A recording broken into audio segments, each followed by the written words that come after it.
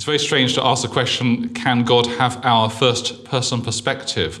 I would rephrase the question, can we be in the second-person relationship with God? And the answer to that, I think, is yes. We can be in second-person relationship with God. And I think a good example of this from daily life is the example of a child and her father. A few years ago, I saw one of my very young nieces. I have many, many nieces, and I have one of my young nieces playing a little game with my father, and they were hiding objects under cups and moving the cups around, and the girl was sort of guessing where the objects were. But I saw the girl's understanding and cognition and character develop through the game, because in the game there's a shared perspective on something and a sense of a meeting of minds.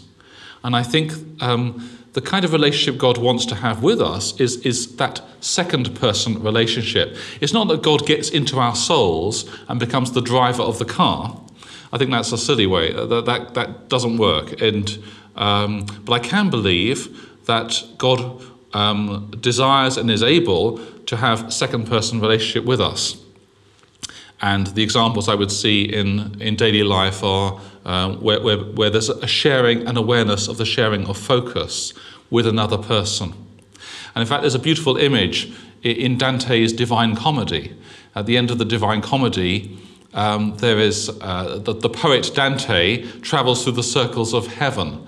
And in the fifth circle, he meets the soul of St. Thomas Aquinas. And what is St. Thomas Aquinas doing in heaven? Well, it's a very strange image. St. Thomas Aquinas is dancing. So you have this image of this dancing Dominican. But the dance is very interesting. It's like an orchestra or a dance.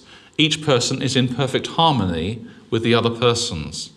And it's like a union of minds without a mixing of minds.